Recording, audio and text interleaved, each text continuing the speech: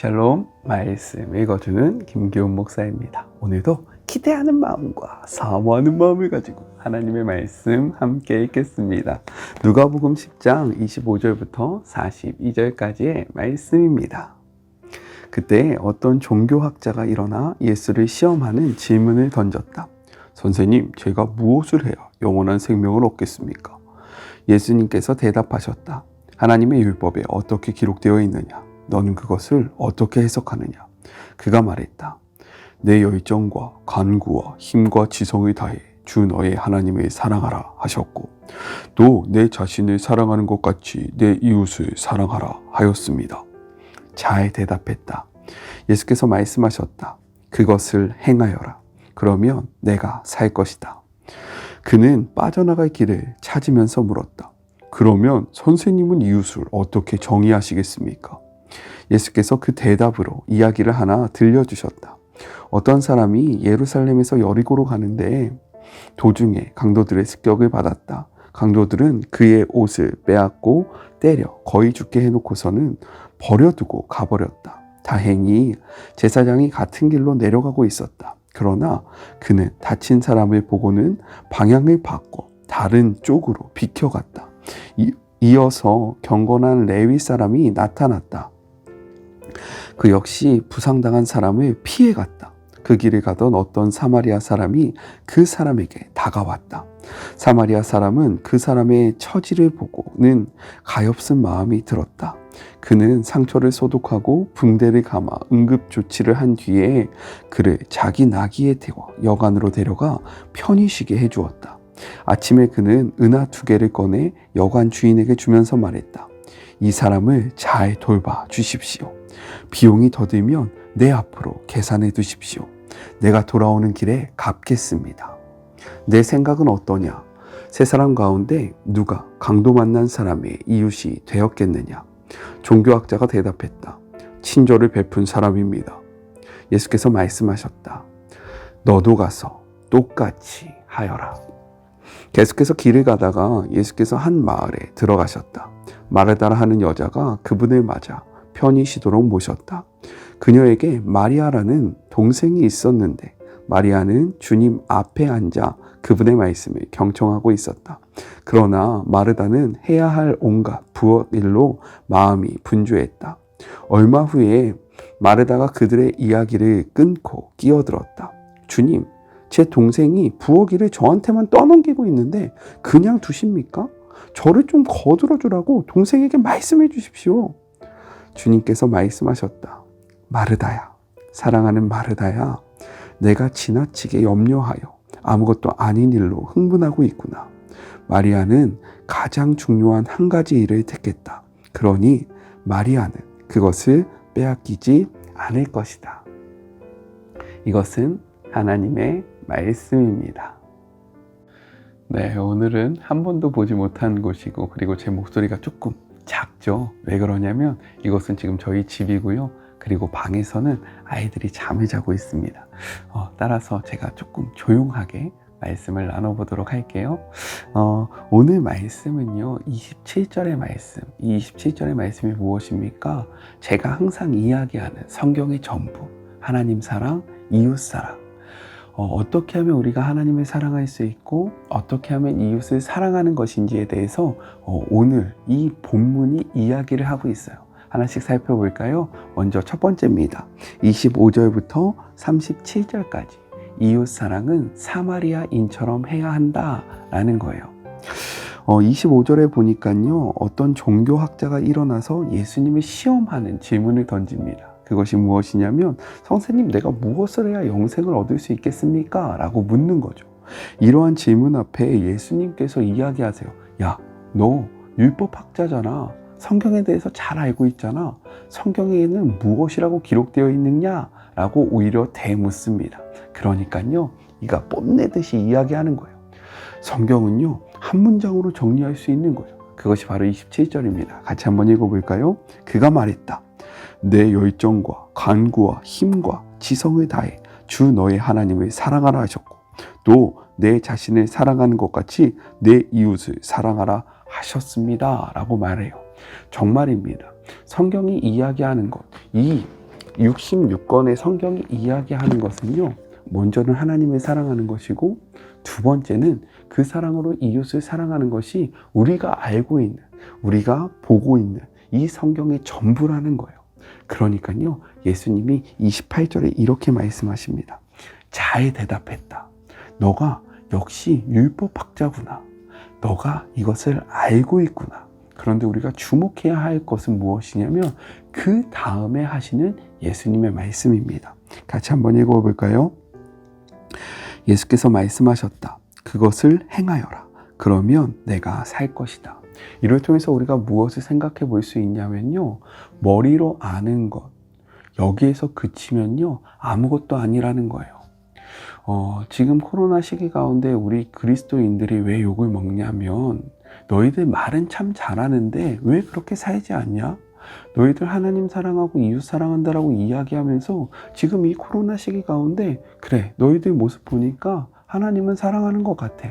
목숨 걸고 예배하는 것 같아. 그런데 이웃 사랑은 어디 있느냐? 왜 말로만 그렇게 하느냐? 이런 걸로 우리가 지금 공격을 당하고 있는 것 아닙니까? 예수님도요, 이야기하시는 거예요. 야, 너 율법학자야. 너 이거 알고 있었구나. 성경이 무엇을 이야기하는지 너 정확하게 알고 있었구나. 그렇다면 너가 해야 할 것이 있는데 그대로 사는 것이다 라고 이야기하고 계십니다. 우리 사랑하는 청년 여러분, 그리고 주의 모든 자녀된 우리 사랑하는 말의 목을 함께 나누는 주의 자녀들, 우리가 해야 하는 것이 있어요. 그것은 말씀을 듣고 깨우쳤으면 이 말씀대로 살아가는 것입니다. 제가 며칠 전에 신문을 봤어요. 뉴스를 봤습니다. 제가 주일날 이야기했잖아요. 청년들이요, 60%가 무엇이라고 이야기했냐면 내 주변에는 말씀대로 살아가는 사람이 없다라고 이야기했습니다. 먼저는 저의 책임이고요. 그 다음에 여러분의 책임입니다. 우리요, 말씀대로 살아가는 그런 복된 하루가 되었으면 좋겠습니다. 이렇게 예수님한테 한 방 빡 맞으니까요, 이 율법학자가 다시 한번 물어봅니다. 무엇이라고 이야기합니까? 그렇다면 이웃은 누구입니까? 이웃의 범위를 정해 주십시오 라고 이야기해요. 이 질문을 받고요, 예수님은요, 사마리아 비유를 하십니다. 어떤 사람이 진짜 이웃인지에 대해서 이 비유로 말씀하고 계신 거예요. 이 말씀, 이 비유의 핵심이 무엇이냐? 선을 행한 사람이 너의 이웃이 될 수 있다. 그러니까 이웃의 범주를 정해준 것이 아니라 이 이웃에게 필요한 사람이 누구인지를 이야기하고 있다는 거예요. 마찬가지입니다. 우리가 사랑해야 될 대상이 누굽니까? 우리가 누구에게 다가가야 합니까? 우리는 이렇게 물어보는데요, 예수님은 이렇게 대답하신다는 거예요. 사랑이 필요한 자들에게 사랑을 해주는 것이 바로 이웃 사랑의 핵심이다.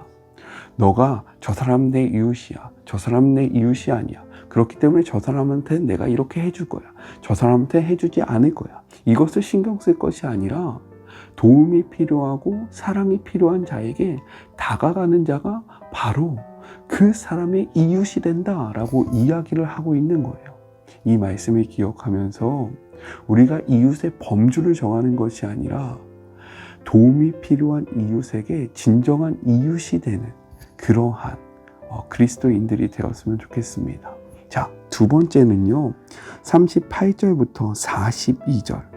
하나님 사랑은 마리아처럼 해라 라고 이야기하는 거예요. 여기 보면요, 마르다 그리고 마리아가 나옵니다. 이는요, 나사로의 그 남매들인 거죠. 근데요, 이가요, 예수님과 일행들을 초대합니다. 누군가를 초대하면요, 준비해야 하지 않겠습니까? 맞잖아요. 음식도 준비해야 되고, 그리고 청소도 해야 되고, 준비할 일이 너무 많아요.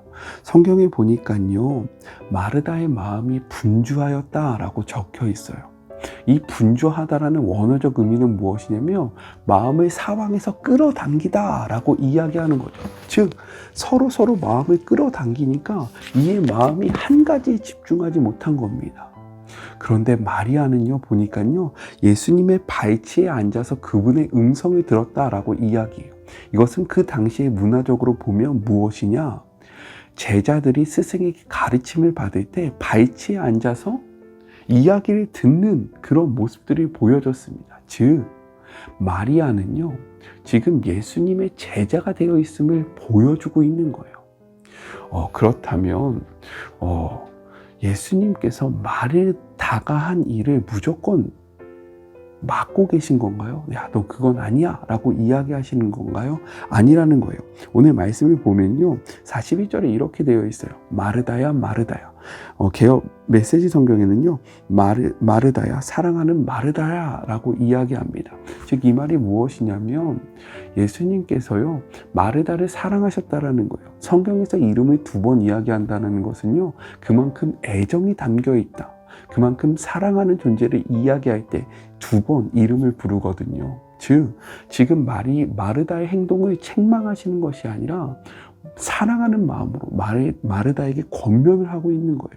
그러면서 이야기하는 거죠. 야, 지금 너의 마음이 너무 분주하다. 너의 마음이 지금 사방에서 끌림을 받고 있다. 너가 지금 나한테 해주려고 하는 것들, 이 분주한 일들 다 알겠는데 그것보다 더욱더 중요한 것이 있어. 무엇이냐면 내 발치에 앉아서 나의 제자가 되고 이 말씀을 듣고 이 말씀대로 살아가는 것. 다른 것으로 하나님과의 관계성을, 하나님의 사랑을 보여주려고 노력하는 것이 아니라 나의 음성을 듣는 것이 내가 가장 기뻐하는 일이고 그리고 하나님께서 원하시는 일이다 라고 이야기하고 있는 거죠. 자, 이렇듯 하나님 사랑은요 하나님의 말씀에 순종하는 것, 하나님의 말씀에 경청하는 것, 내가 무엇인가를 해서 나의 행위로 하나님을 기쁘시게 하려는 것이 아니라 하나님의 음성을 먼저 듣고 하나님의 음성에 반응하는 것이 하나님께서 원하시는 것이고 그것이 바로 하나님을 사랑하는 모습이다 라고 예수님이 이야기를 하고 계신 거예요. 자, 다시 한번 정리해 볼까요? 이웃사랑의 가장 중요한 것은요 무엇이냐? 도움이 필요한 자들에게 그 도움을 행하는 것입니다. 말씀대로 사는 거예요. 말씀을 듣고 멈추는 것이 아니라 깨달은 대로 행동하는 것, 이것을 이야기하고 계시고요. 그리고 하나님을 사랑한다는 것은 무엇이냐면 우리가 우리의 노력으로 우리의 것으로 무엇인가 해드리려고 하는 것이 아니라 그분의 음성을 듣는 것, 그분의 그 음성에 경청하는 것, 그분을 바라보는 것이 바로 하나님 사랑이다 라고 이야기하고 있는 거예요. 오늘 이 말씀을 통해서 하나님을 어떻게 사랑해야 할지, 내 주변의 이웃을 어떻게 사랑해야 할지를 생각하시는 그런 복된 하루가 되셨으면 좋겠습니다. 같이 기도할까요? 하나님 감사합니다. 오늘도 함께하여 주심에 감사합니다. 하나님, 오늘 이 말씀을 통해서 하나님 사랑과 이웃 사랑에 대해서 생각해 보았습니다.